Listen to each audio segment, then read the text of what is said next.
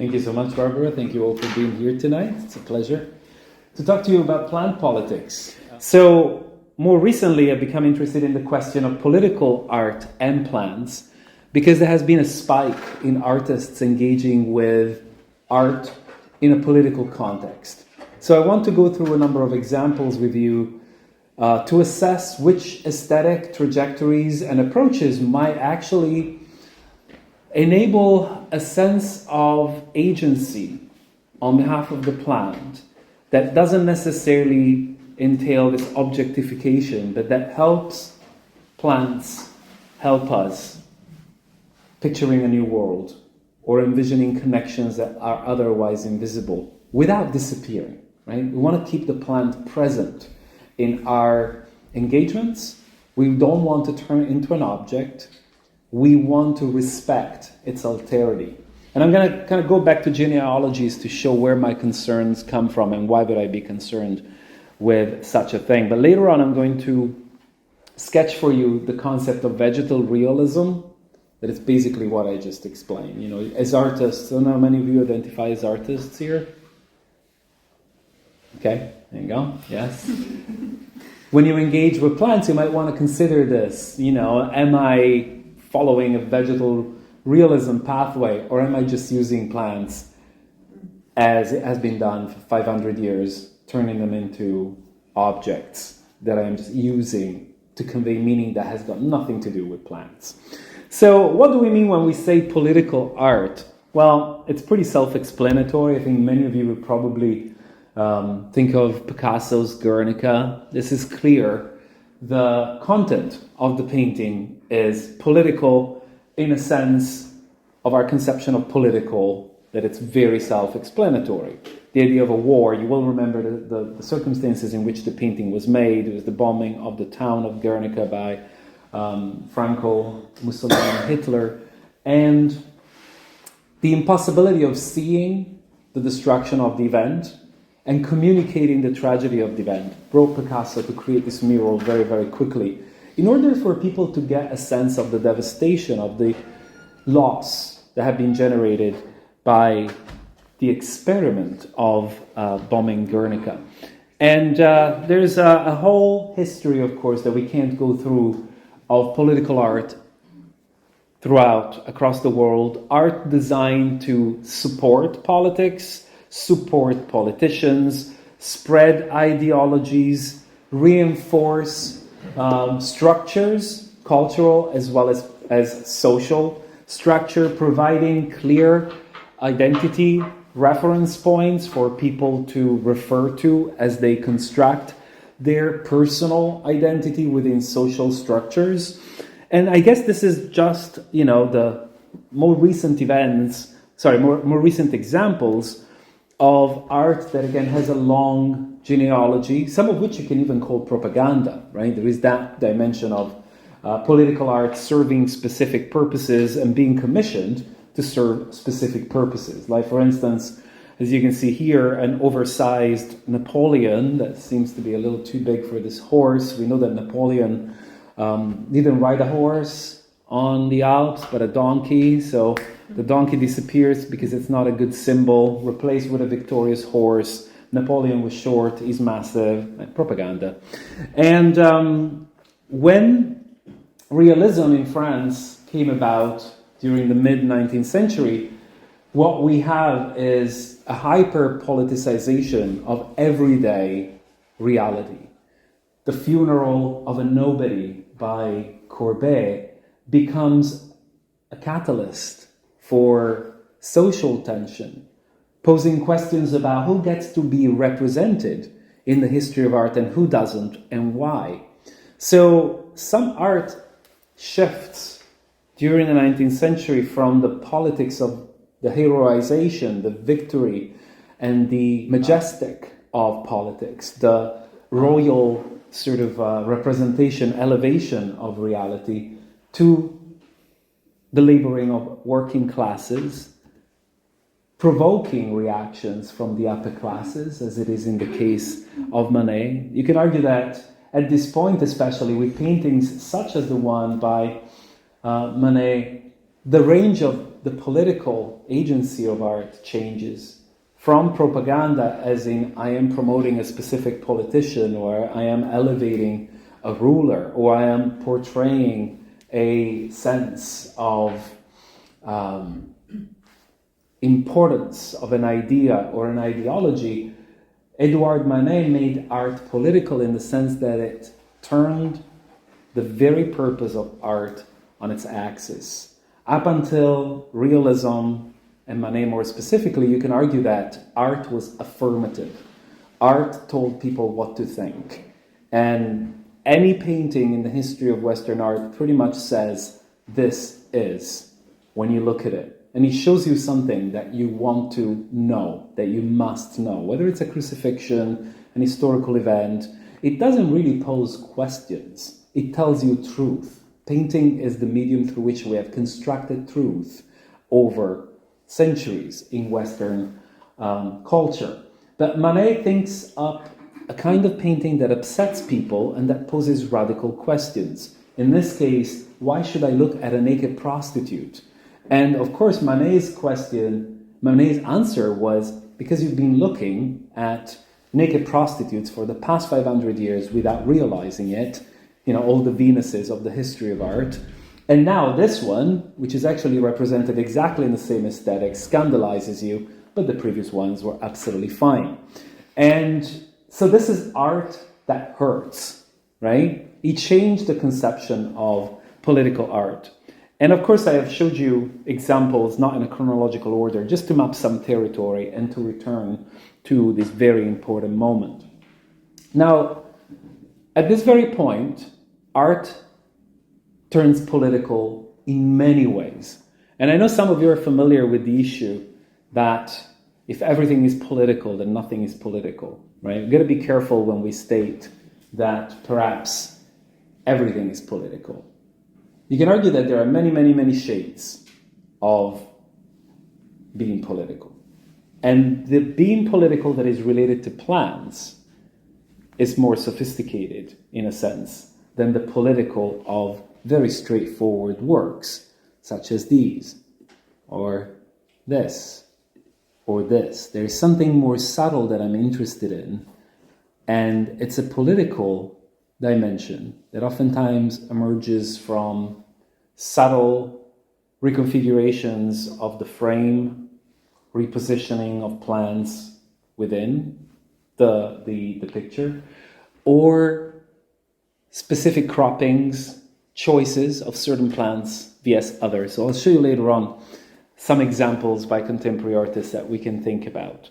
But there are some books that I'm interested in from which I have gathered this conception of vegetal realism as a political form of engagement with plants. And one of those is Ways of Seeing by John Berger. There are so many important ideas here. I don't know if many of you have had the opportunity to read this book. It's one of the pillars of modern art history, as in exploring the end of modernism and the beginning of postmodernism. One of the ideas that really resonated with me, of the many that John Berger puts on the map, is the idea of circularity of art. How art is not just the representation of history, the representation of ideology, the representation of thought, as oftentimes is just given away to you very, very easily. But it's a mirror. So we paint something, and because we have painted it, we look at it. And as we look at it, it inserts itself in our minds as truth. And that truth becomes ideology that we paint once again, right? So paintings are feedback loops of our certainties. Because we've been able to materialize them, they become part of our conceptual framework of how we see the world. Of course, in our reality, where there are so many images out there, you have to remember that our consumption of images perhaps is smothering the ideas that Berger explored when it comes to political art and what it means to produce art that is political. With all these images around us, which ones can be considered as political in the sense that they do something to society? I'm thinking about what Manet wanted to accomplish again. This painting wanted to upset society, to make society ask questions about their standing, who they are, why are they upset, and what these figures want from the audience. This is a questioning entity, keeps haunting the viewer with questions that may not be answerable until you search into your ethical and moral dimensions. Another interesting book that I hope some of you have come across is Art on My Mind by Bell Hooks. Bell Hooks wrote extensively about issues of blackness and representation, the marginalization of black artists, but also the ways in which art produced by black artists can be co-opted, can be objectified, can be reduced to a product of a certain political feedback loop that ultimately objectifies it and fetishizes it. So there's something very interesting about the ability art has to foreground or give a voice to those who traditionally have not had the opportunity to be heard. And in this case, I think there is a possibility to expand some of the concepts that Bell Hooks has explored in the context of blackness into the context of the marginalization of plants throughout the history of culture. And of course, and when I say culture, I mean Western culture. And then again, the politics of aesthetics by Rancière. There's a number of interesting concepts again in this book, but one that I'm particularly bound to is the redistribution of the sensible and how art allows us to see and perceive aspects of reality that otherwise remain latent, if not ventriloquized through the artwork.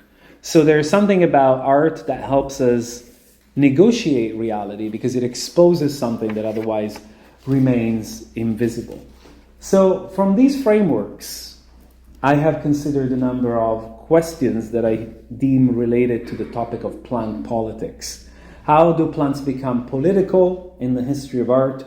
And what are the specific traits that we could understand as political in the representation of plants? How do they operate, for that matter?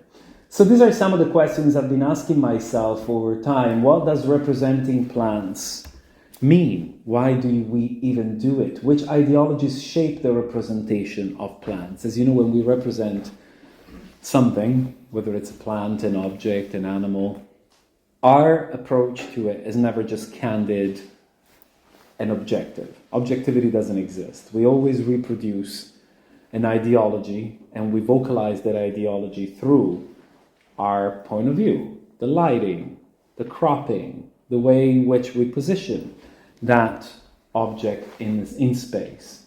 How has the representation of plants changed over time and why? Again, studying the history of the representation of plants in art across cultures and across time, you notice that different modes of representation switch depending on dominant ideologies. So realism, if realism is needed to convey something specific, abstraction, and it happens at different times. It happens not necessarily as a process of growth, as we know. So representation constantly shifts depending to the importance of certain ideologies.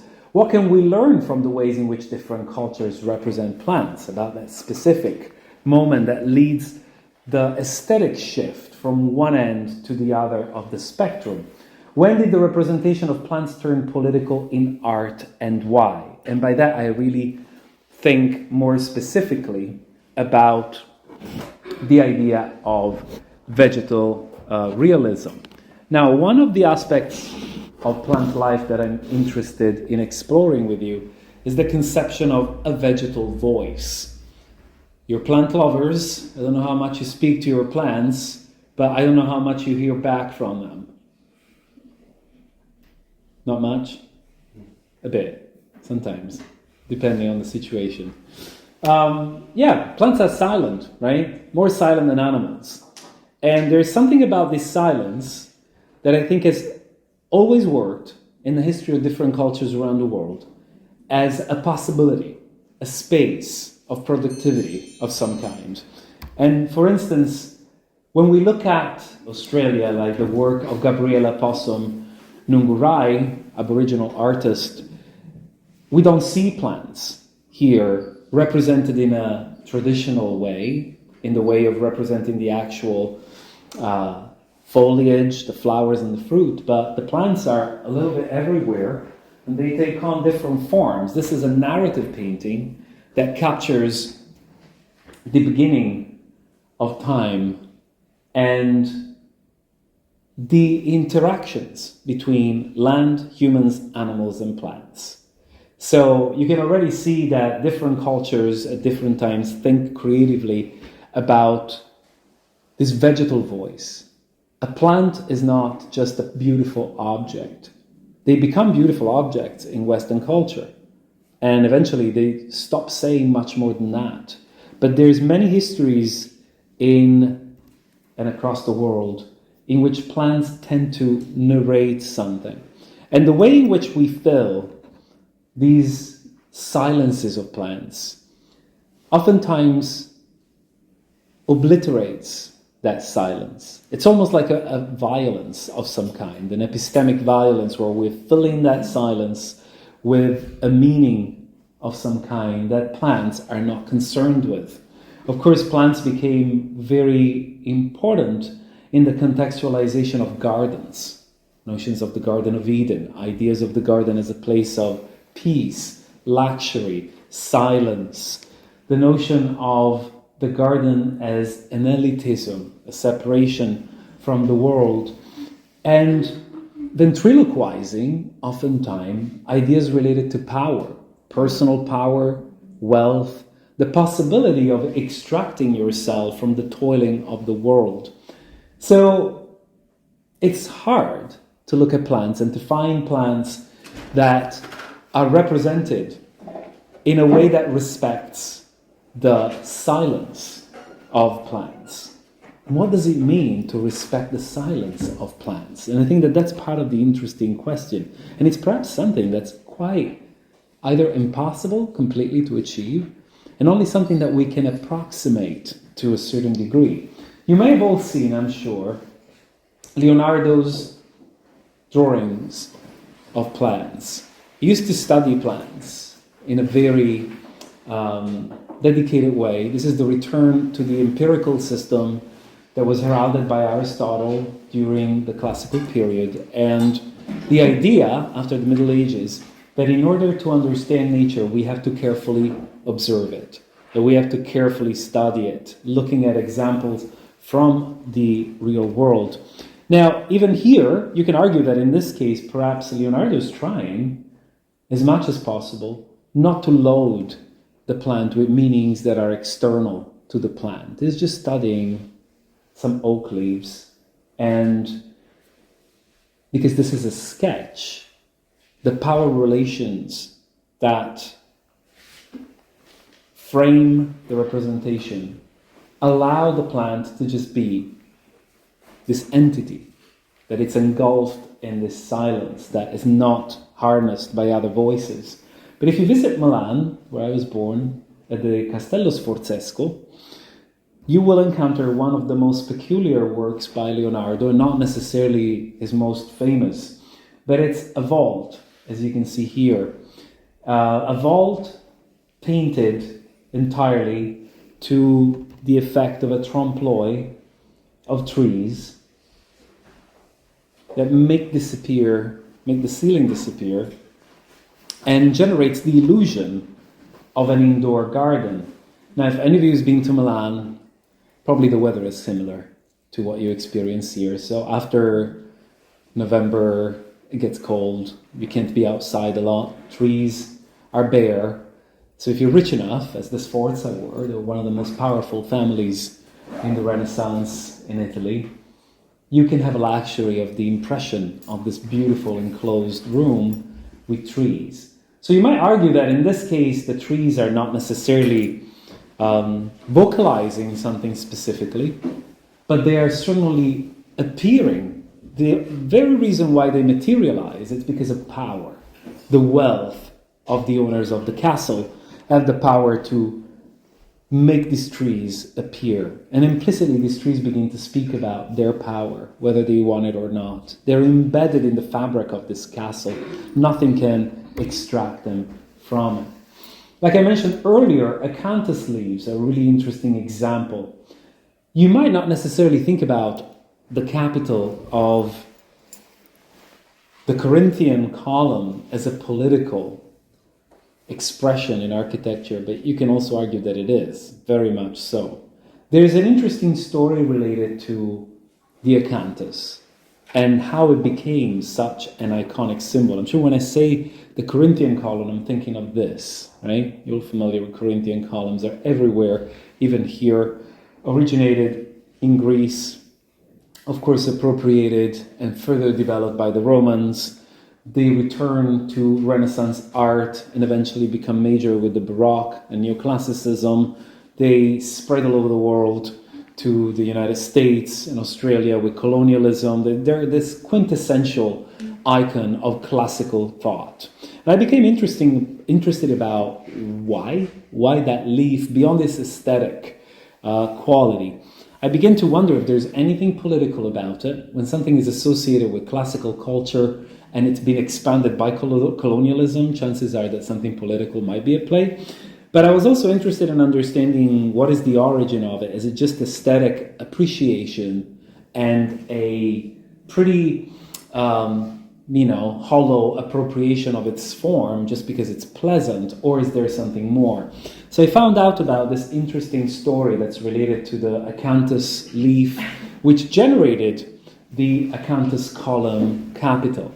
As the story goes, the architect who invented the design for the Corinthian column saw in a cemetery a basket filled with toys that was laid by the grave of a young girl. And she saw the person who left the basket cover it with a tile so that the toys wouldn't be corrupted by the rain. And he just, went ahead with his day, didn't think much about it, but then returned there in the spring, and he found that a plant of acanthus had emerged from under the basket, and its leaves were embracing the shape of the basket in a very elegant way.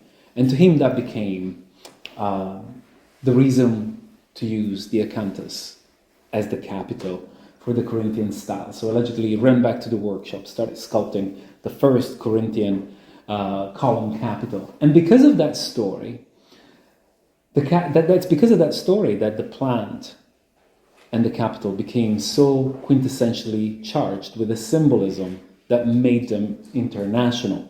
The symbolism that began to grow around the plant of acanthus was rebirth. And you can see why. It's emerging from this basket that is being left as some kind of memorialization of this young girl. And it's seen as a positive sign of regrowth. That's why we also find the acanthus leaf spreading to the east.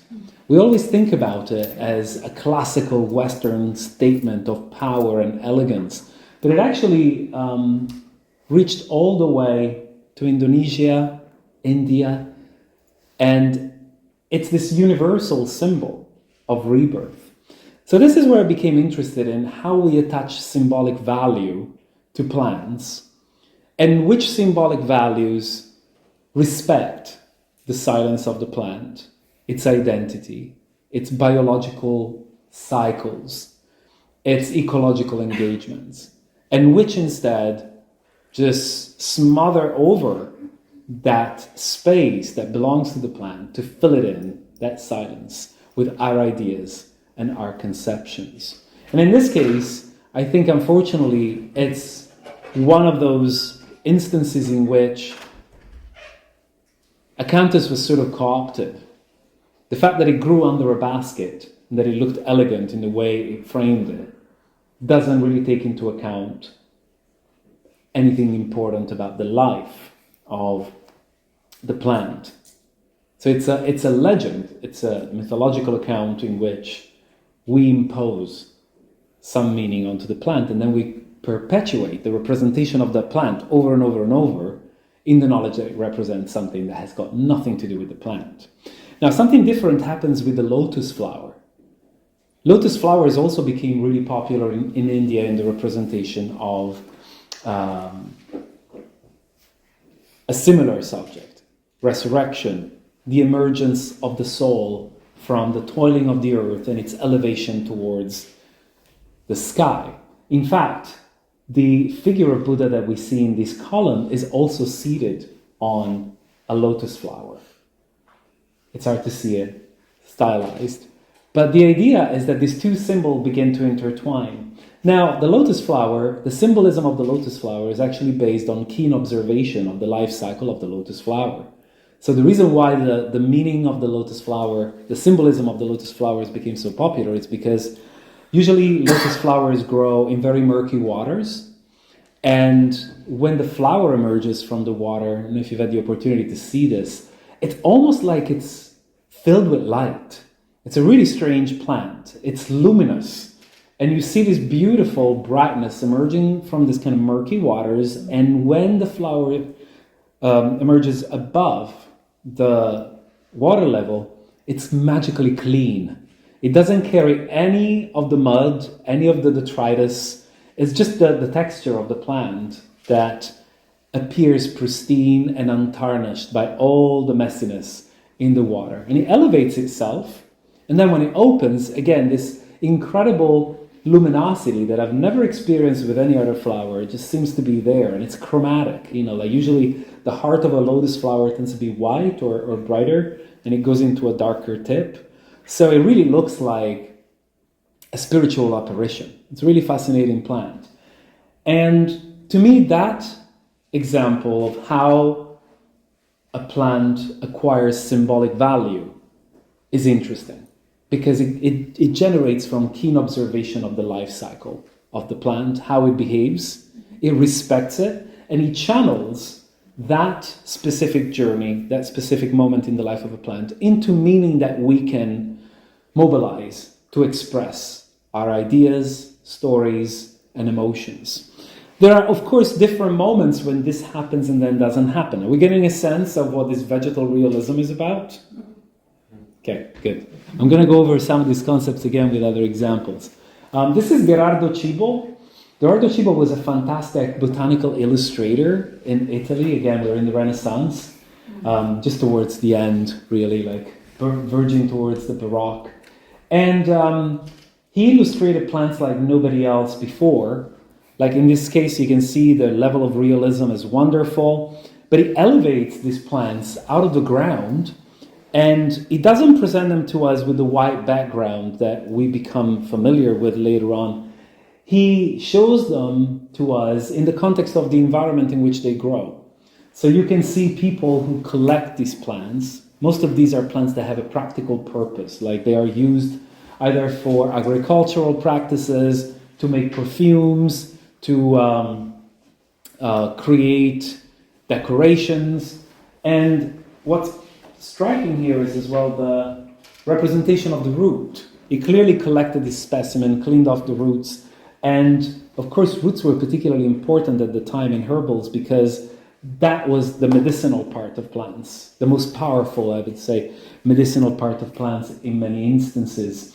But there's something really fascinating about this idea of not wanting to co-opt the silence of plants for any symbolic reason, any narrative idea. This is the illustration for a scientific book of the time, and his idea is to generate an ecological representation of plants. So by ecological, in this case, I mean a representation that takes into account the ecological presence and connection with the environment in which the plant lives and thrives. And this is like very pioneering work, of course. Another great example of respecting the silence of plants is Dürer. I'm sure you're all familiar with this. It's probably the most famous work of Renaissance art involved in plants, with plants.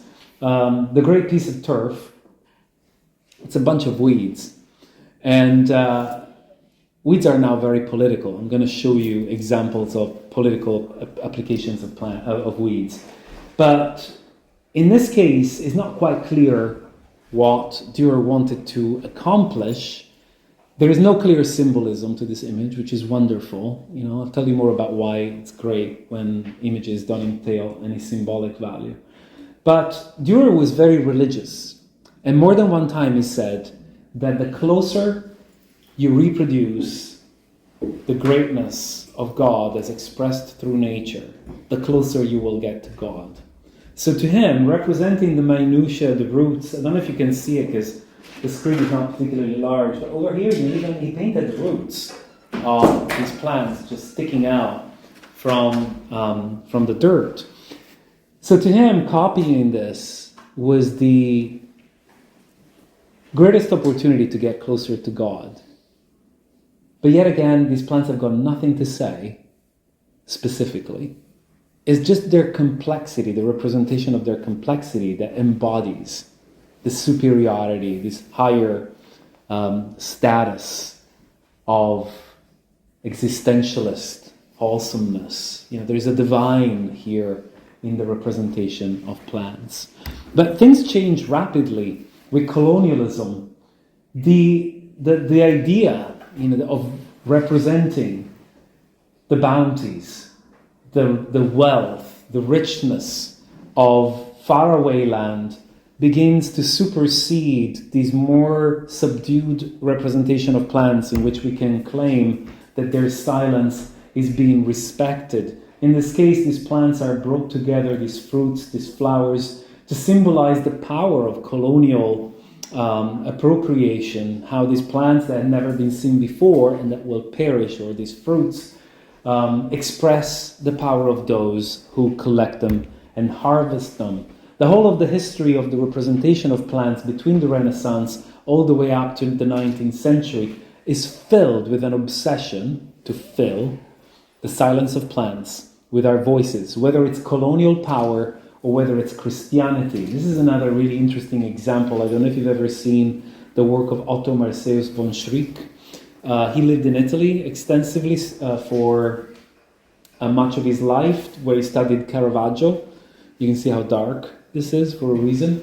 And he also kept animals. He had lots of little enclosures in which he kept snakes, lizards, toads as pets, as well as subjects for his work.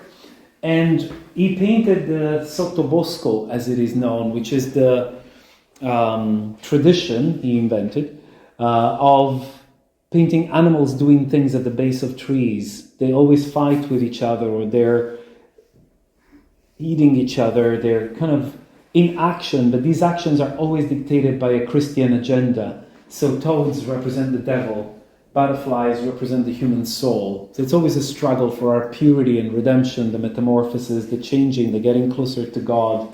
This darkness, as I mentioned, is Caravaggesque, but the light, this is the flash of God, exactly like Caravaggio had invented it. As a curiosity, it's been noticed that oftentimes Otto Marseus von Schrick used to incorporate real butterfly wings onto the canvas to kind of play with this idea of realism and to astound the viewer, especially at the time.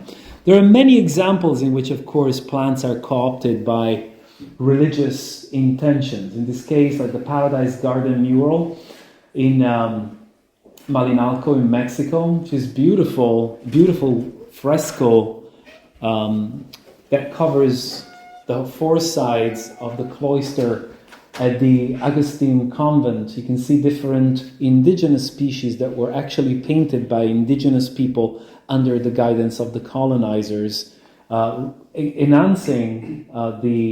capitalizing on the aesthetic quality of traditions of painting that come from Spain.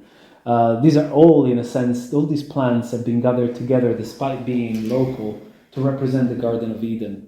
So I think it's interesting to see how, again, plants never seem to be free to show up for what they are, but they have to, in a sense, channel something else. I mean, the list goes on. Every fruit in this canestra has a meaning that it's associated with religion. You can argue that this has very little political edge, or you can argue that Christianity can be political in that sense, and that's fine too. But to me, what's not interesting about these paintings, it's the prescriptiveness with which symbolism is assigned to these vegetal entities, like the cherries representing the Passion of Christ, only because they're red, right? Or the peaches representing the femininity of the Madonna, for reasons that I will leave to your imagination. It's a little bit like, arbitrary. It's like we've assigned these meanings, and these plants are now destined forever to become the vehicles of our desires, like roses symbolizing love. In the Protestant context of the Dutch Golden Age, these impossible compositions of flowers, these were collages from different artists' paintings, botanical books, trips to the botanic garden. These flowers never came together. It was impossible to gather a bunch of flowers this big, this varied, and to paint it in record time before it wilted. All these flowers have been gathered together exclusively to narrate Christian values to us. Every flower has a meaning that people at the time were much more able than us to decode. So you can see how this is an example of smothering the identity of plants with our voices, filling their silence with meaning that only pertains to us. There's one flower that actually follows the example that I previously illustrated, like the lotus, where the meaning is connected to a specific aspect of the plant biology or ecological cycle. And it's the poppy. I think we've got some peony poppies here, like this one. It's very kind of like fancy kind of poppy, but you can see another one. This is another peony poppy here, multi-petaled. These are cultivars, of course. There's another one here, I believe. You can see it at the top.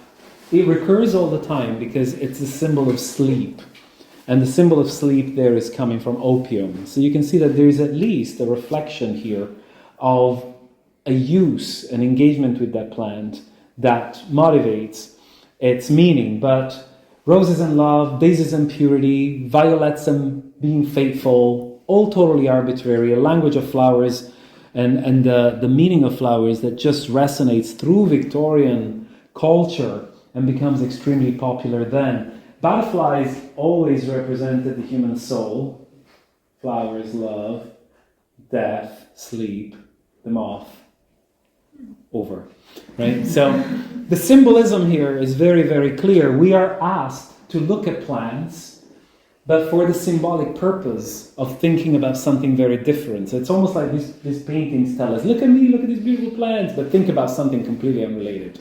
So you can see how, in a sense, we fail to do justice to the beauty, complexity, and richness of plants whenever we impose this voice over them without incorporating any aspects of what these plants really are.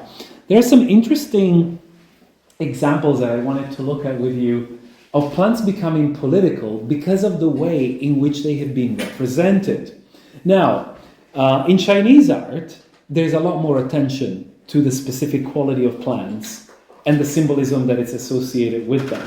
For instance, bamboo, for centuries, has been painted as a symbol of integrity, endurance, and longevity, because it's a very long-lived plant, and also when it's windy, it flexes and survives storms. It's also being associated with masculinity because of that. Patriarchy is not a new thing, right? So men artists, of course, were the predominant class who could paint at the time. You will remember the literati in China were all men. They would emerge from a very strict upbringing and a very long training.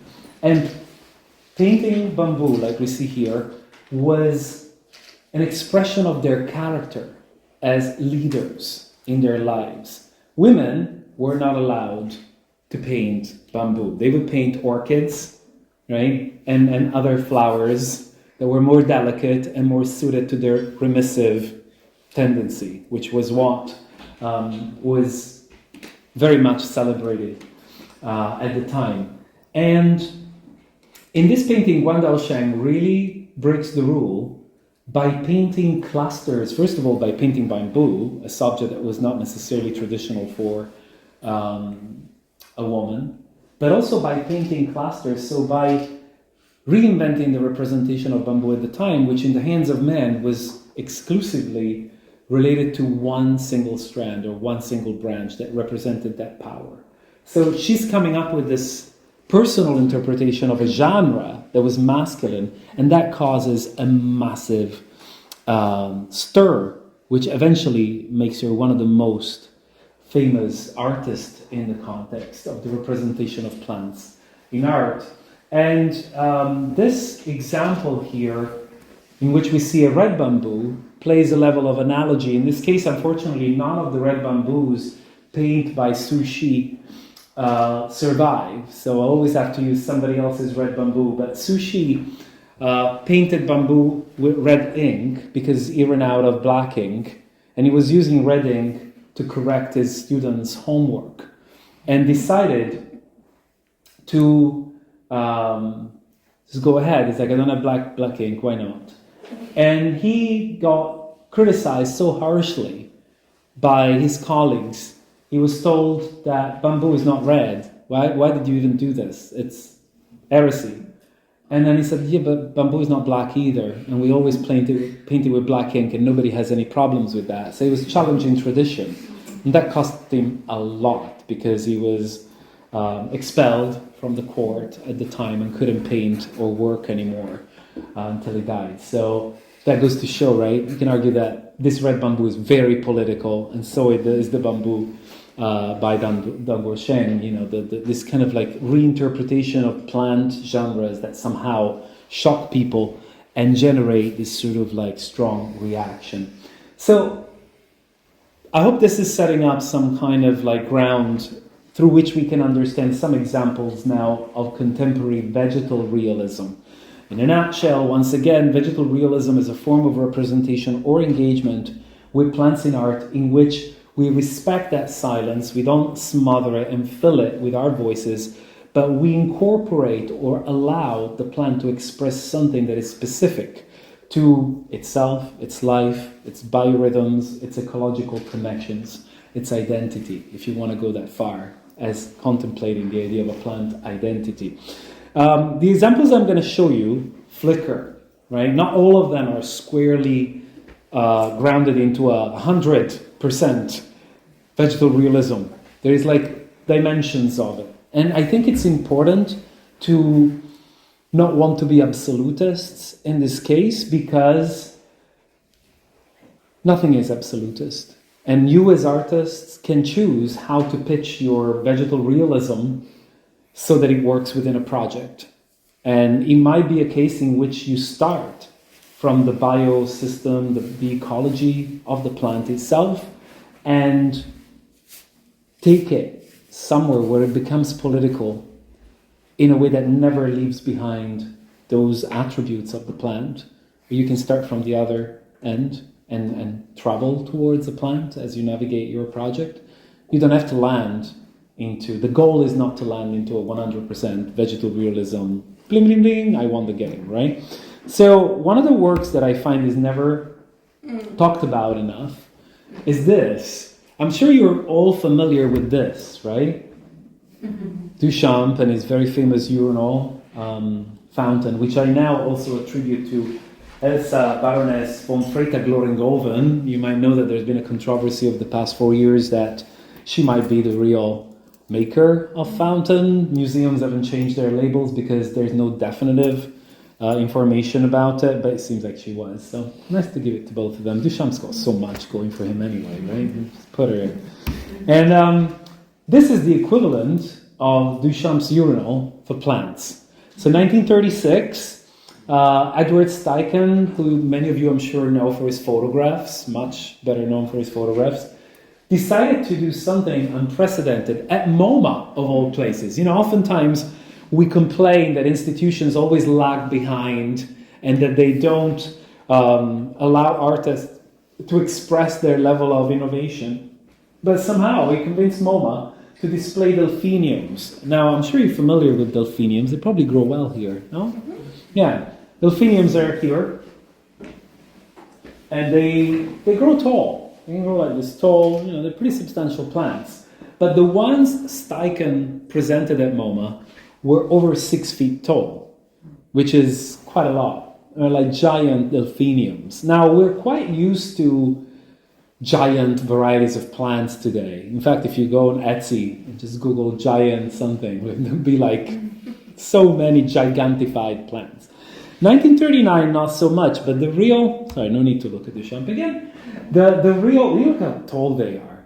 I mean, the model here is for scale, right? She's giving you but also I find it kind of like disappointing that it had to be a woman, it's that kind of association between women and flowers.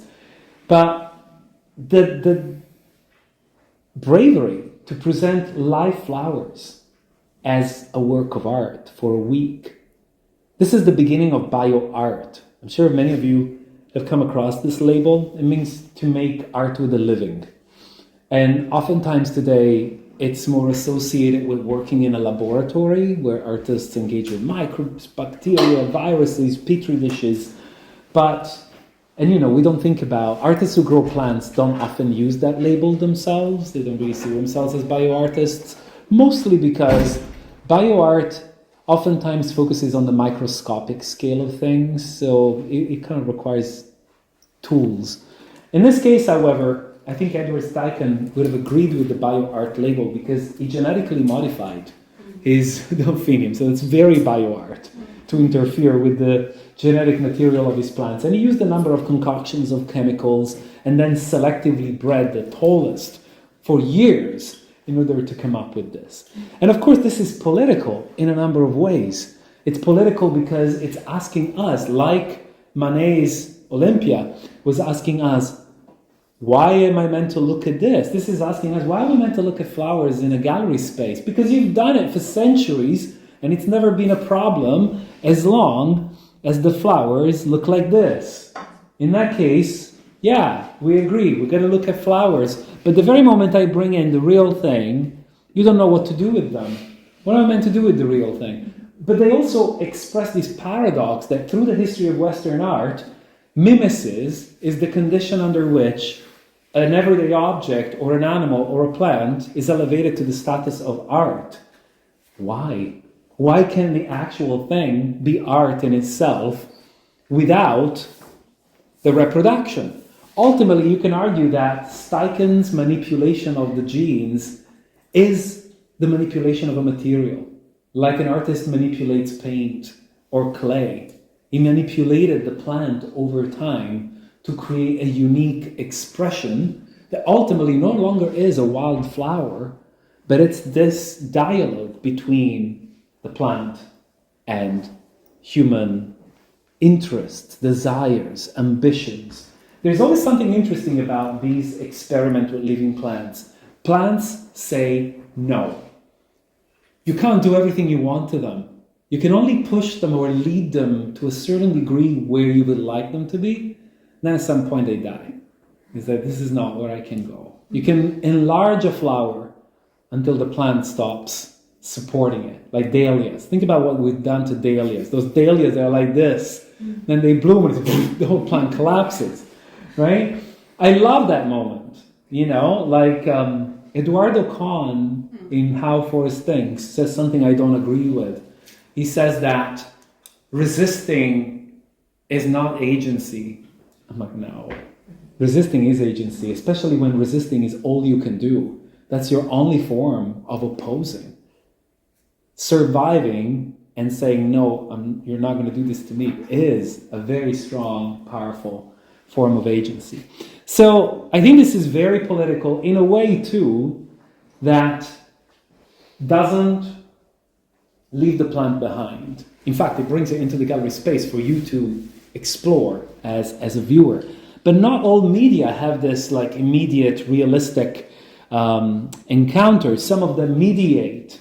Right? So, for instance, this painting by Lucien Freud. Lucien Freud was a very keen painter of plants, and he revolutionized the way we understand plants in painting by painting his house plants the way they looked, without embellishing. Look how ratty this yucca looks. He never pulled leaves off his plants.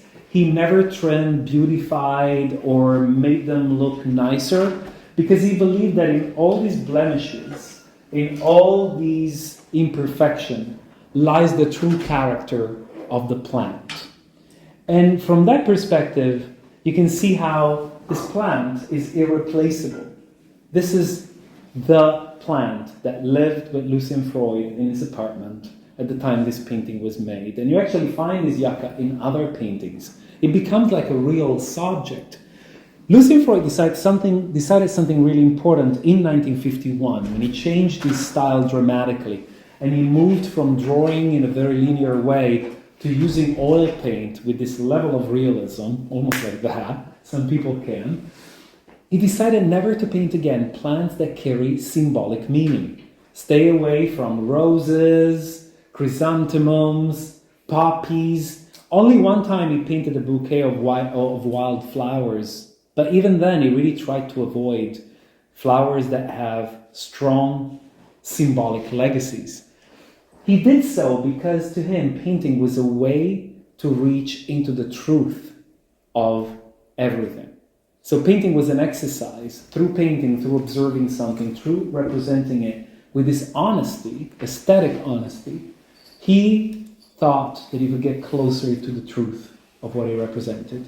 So if you represent something that has a symbolic meaning, you're distracting your viewer. You're instantly telling them, look at this rose because it means love, right? Look at this daisy because it means purity. And he didn't want any of that to get in the way because plants don't mean anything on their own.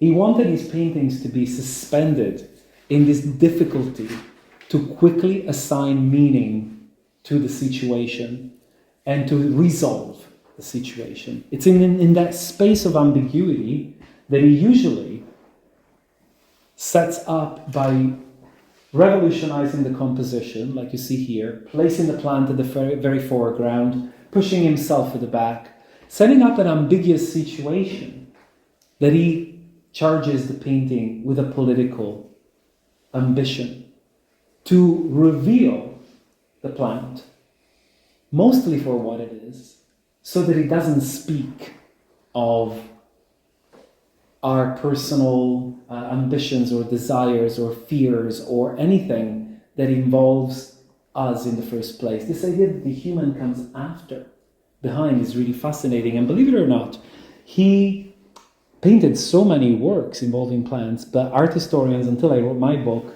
had sidelined all these works because, of course, he was a painter of the nude, and the nude was what is celebrated in art as a important genre. But nobody had tried to work out what he's doing here with his ear cut.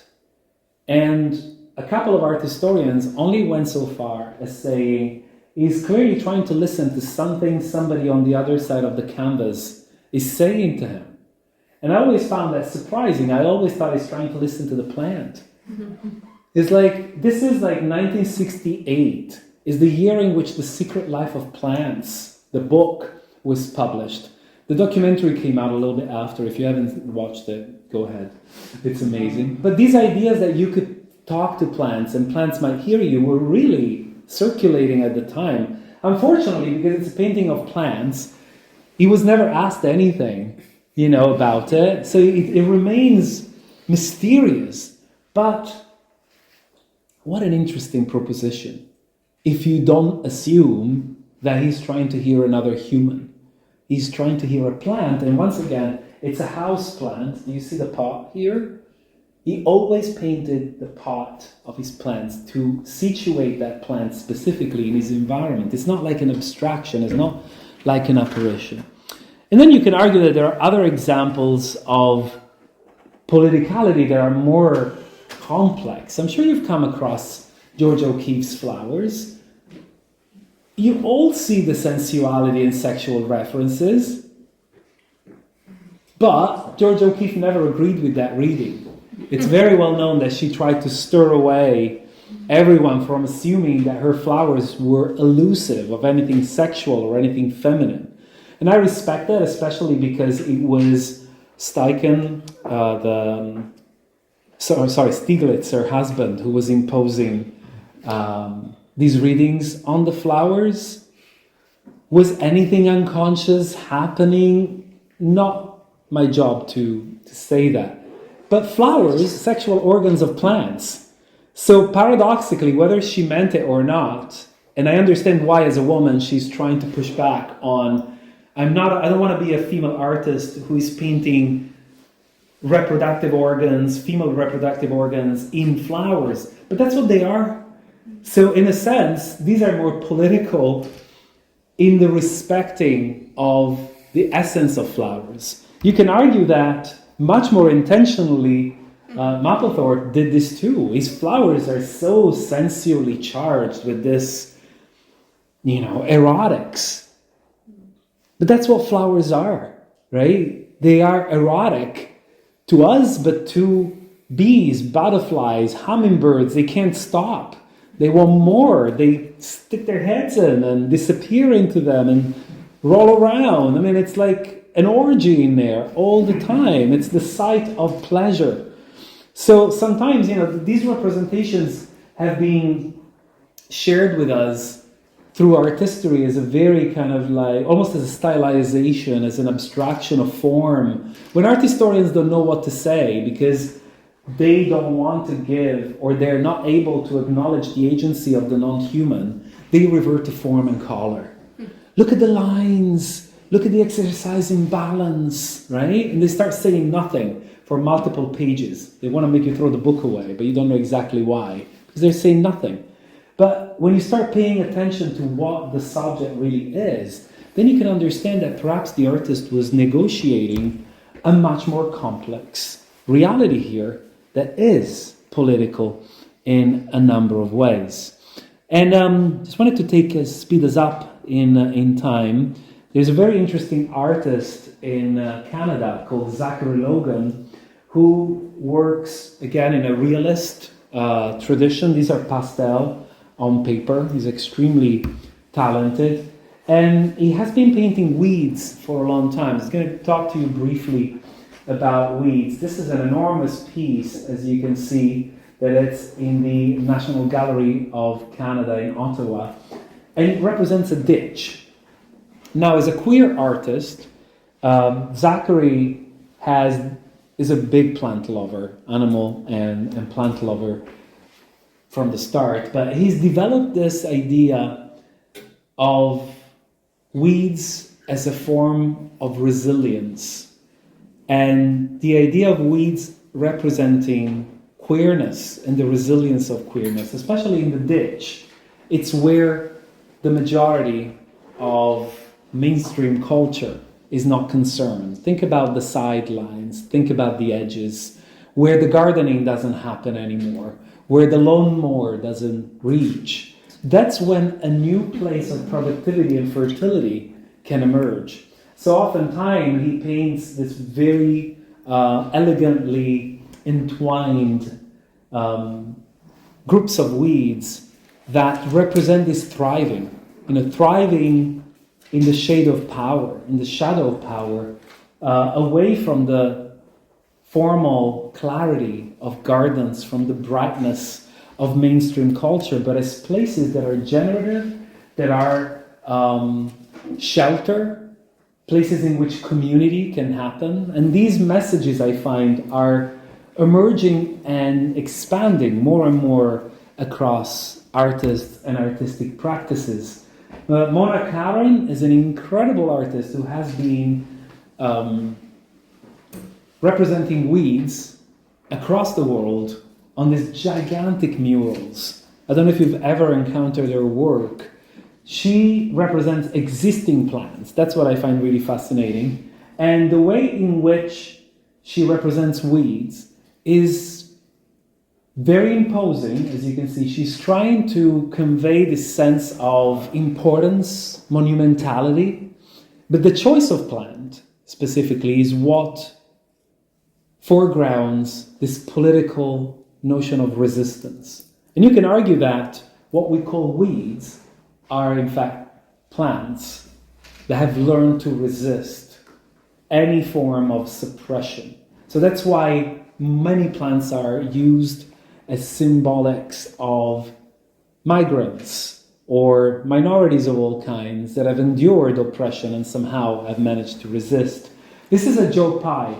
A Joe Pye grows, this is in Jersey, so you can see it from Manhattan as you watch over to the west. And Joe Pye is an indigenous plant that traditionally has a long history of medicinal importance because it's a healing plant. So you can imagine how all of a sudden these qualities that are related to the plant and that have made the history of human-plant relationships in the context of indigenous culture are gigantified as a reminder of their colossal importance, cultural importance, but also as a sign of resilience. They're now towering above the city as a monument. So it's the return of the repressed that is victorious and uncontainable. You can see here how she always chooses plants that have specific meaning to specific places in which she decides or she acquires the right, the clearance to produce these beautiful murals. And the idea is pretty much the same. Every time she chooses a plant that is relevant to the local area, and she makes it so gloriously present in the cityscape as a reminder of the absence as well, as a reminder of those in the city who are marginalized, just like the weed was oppressed or repressed or cancelled. So there's something here that's very interesting about the balance in the vegetal realism. You know, how much of the weed is retained, how much of it becomes part of a metaphor. This is Jin Lee. We're still in the weeds category. In Chicago, I don't know if anyone's been to Chicago, but in Chicago we've got alleys. Behind any street, there's an alley where the garages face and we put our trash cans. And alleys are service streets. And as service streets, they serve important roles, and sometimes new ecologies thrive in alleys because the city doesn't care to clean them as thoroughly as they clean the front of the road, right? So weeds grow everywhere unless residents decide to do a round and just pull them out, which sometimes happens, sometimes it doesn't. And there's a whole ecological reality with fauna, rats mostly, but there's other creatures as well. Lots of pollinators visit these weeds in the alleys of Chicago. And Jin Lee decided to photograph them in a way that, to a degree, might remind people of the work by Dürer that I just showed you earlier. Right? You can see the analogy. She seems to choose, not by chance, the ones that grow against white walls, which is not always the case, but her desire is to try and foreground these weeds as resilient beings who live and thrive in these alleys with no help whatsoever. Now, those of you who are familiar with the history of Chicago might know that Chicago, it's a history of segregation, it's a history of hardship, it has a history of marginalization of Black and Latino cultures, and it's almost impossible not to read these plants in the context of that urban reality. However, Jin Lee never talks about them that way. So she allows an open reading of her photographs. It's like, these are technically just weeds thriving where nobody cares and where nobody helps.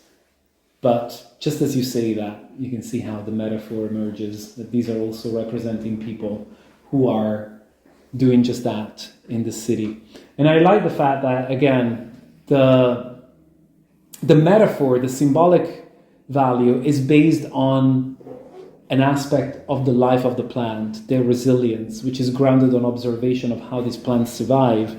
And it's left very loose. She's not saying that this plant is the representation of envy, right? Because that would be, again, going into the Christian dimension of representation. And then plants can be political as well as revelators in contemporary art. This is Anaïs Tandeur, a French artist who has collaborated with Michael Marder extensively. If you have not come across her work, especially Chernobyl herbarium, this is really haunting. There was a set of Chernobyl herbarium plates at the exhibition in Berlin that I visited just before I came here, where I contributed to the catalog. These are not photograms. These are photograms. You're probably familiar with them. This is the work of Anna Atkins. Anna Atkins, in the 19th century, created the first photographic book. She was a botanist and created this book representing algae by basically laying algae on cyanotype plates. And she was then obscured from the history of photography, as it happened to many women at the time. And in a sense, Chernobyl herbarium is inspired by the work of Anna Atkins, but what Anaïs Tandeur does is not to use photographic plates upon which she places a specimen, but the plates are reactive to the radioactivity of the specimen that is collected from the exclusion zone around Chernobyl. I'm sure you all remember the catastrophe of 1986. The area is still highly radioactive, and every year she obtains a plant from the exclusion zone to create an update of this endless herbarium to commemorate the disaster. So usually in April every year she makes a new plate. And in a sense you can see how this is an Anthropocene herbarium, right? It's about the catastrophe, it's about the future, the past, the impossibility of the future. It's ghostly and haunting. It's extremely austere. There's something mysterious. And in a sense, I think, again, when it comes to the notion of plant politics into this plate, you can't have this specific image without laying the plant onto the metal, the surface of the plate, and it's irreproducible. You can't make another one. It's imprint, it's statement of, I am here, I was there, I am living my story, recorded right here. And it's a story of plant-human becoming through tragedy. We don't know how the radioactivity has changed these plants genetically necessarily. We don't know how it will continue to change them in the future, but we know that it is changing them still, and some have even gone so far as to claim that maybe there is also a message of hope in the fact that the plants grow in the first place, that they're not just not functioning at all. And there are many plates, of course, to this herbarium. You can go online and look at the whole set. Plants can also become political in the sense that they can do something, like we were talking about today. If plants can do something, or we can do something for plants.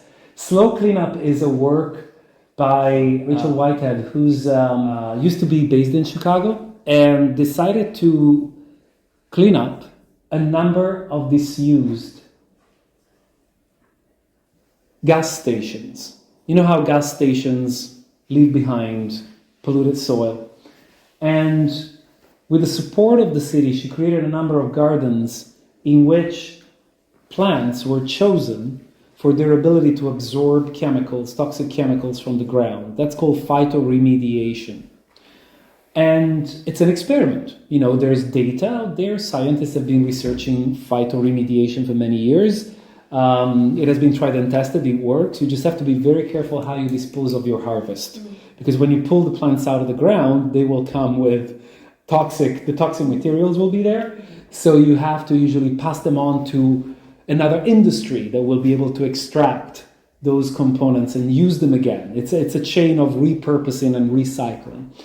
And the political aspect of the work by Rachel Whitehead was to educate people about plants in the process. So she wasn't just converting this ugly dead land into a beautiful garden. She was engaging the community. You can see a number of abandoned service stations in Chicago in 2009. She didn't get over it. Did we need that many?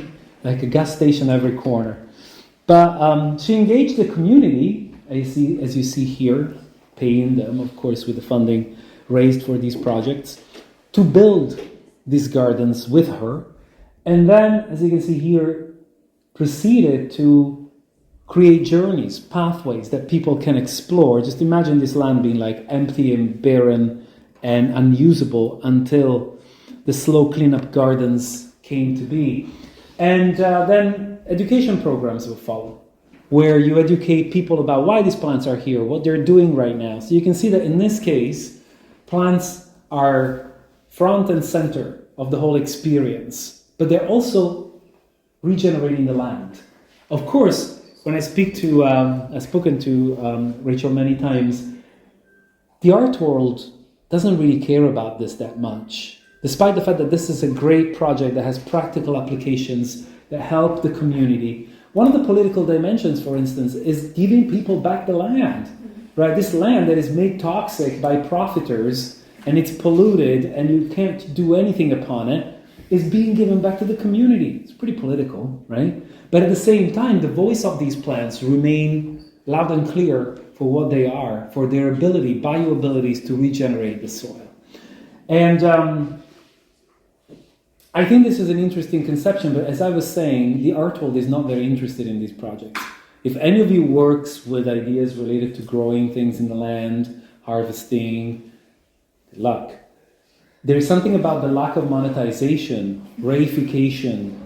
Luxury objects is what makes artists' careers.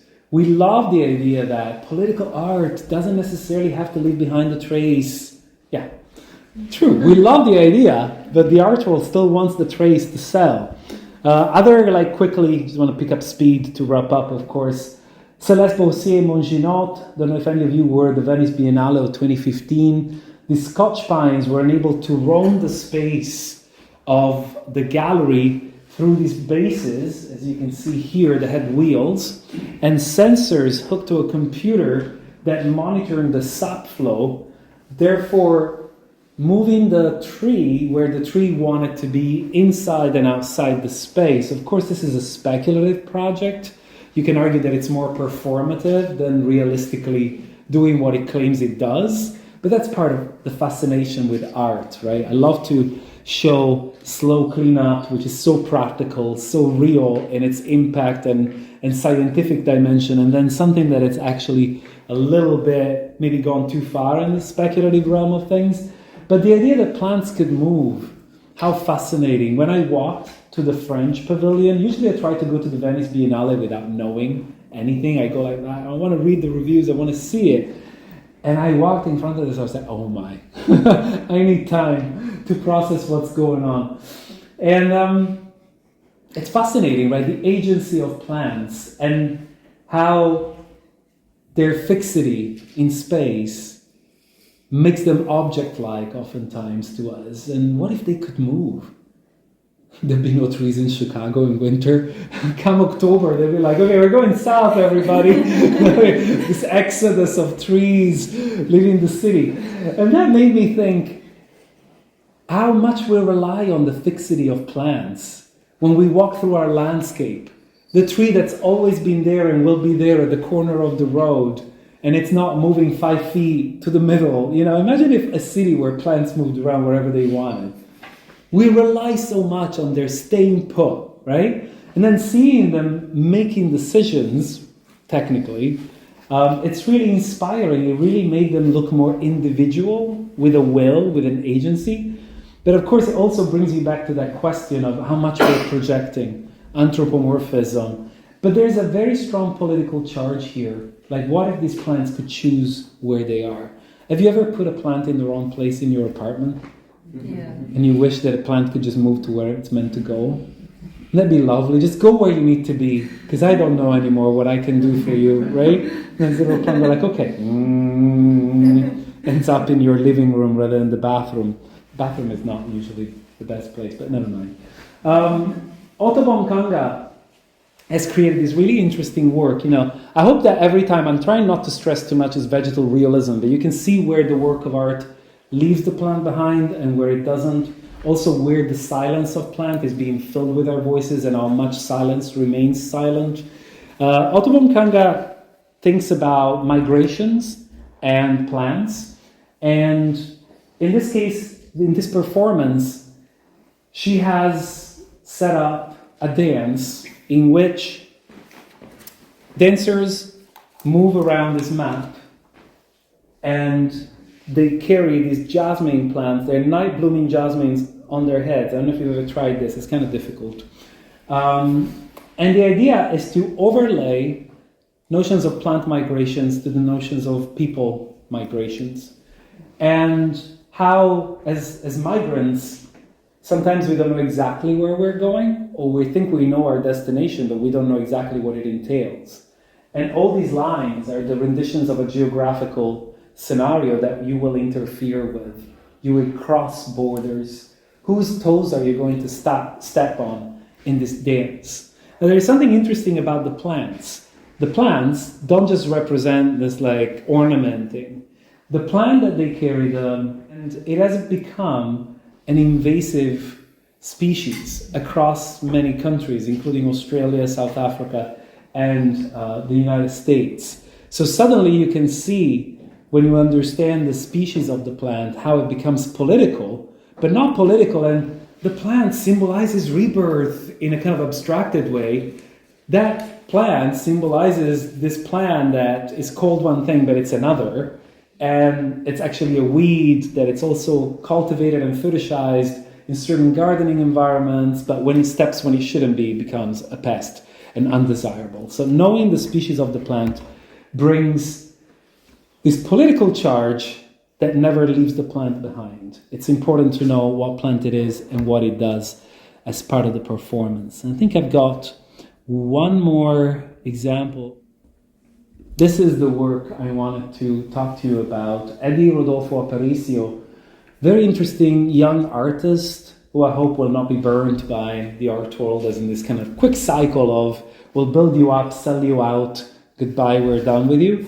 It is really interesting in the sense that he engages with materiality and the materiality of plants in a very political way. Again, to me, aligning with my idea of vegetal realism. We saw this exhibition in LA in March, and it was mind-blowing.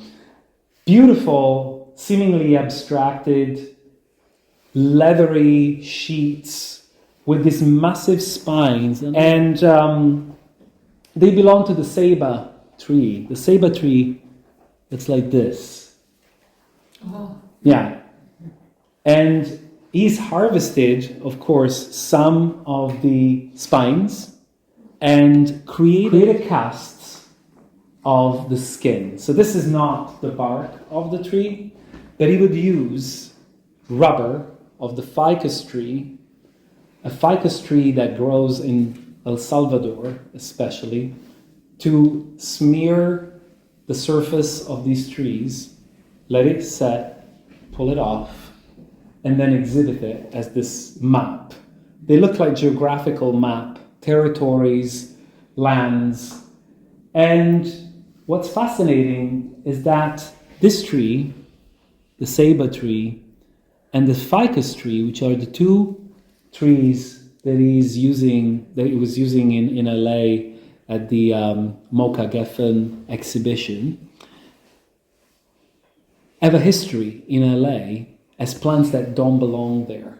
So these are plants that come from South America and that were brought to LA because they grow very, very quickly. So they're very functional, they're very efficient, they're very economic. However, in time, so they were brought to LA to create shade, right? Because it's very sunny there. In time, they've also become troublemakers. Their root system is very strong and it does this. So again, he was interested in how the municipality now doesn't want the tree that were brought in especially to make the city more livable, and is cutting them down because this is what they do, instead of perhaps just fixing the sidewalk and thinking, well, this is the price to pay to have these beautiful trees that we brought here, right?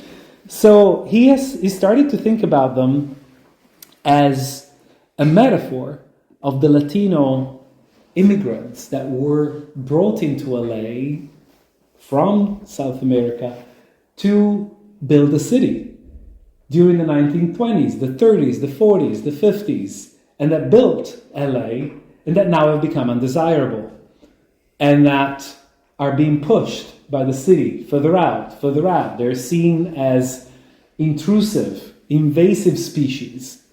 So there's an analogy here between the history of these trees and the history of the people that also came to the city at the same time of these trees, that belong to a certain degree geographically to the same areas. And there's something fascinating too about using rubber from a tree from South America to produce the very imprint of this skin. So every tree skin, as you can see, embodies these markings. Oftentimes those are the markings that those in charge of cutting the trees leave on the trees in order to mark them carefully.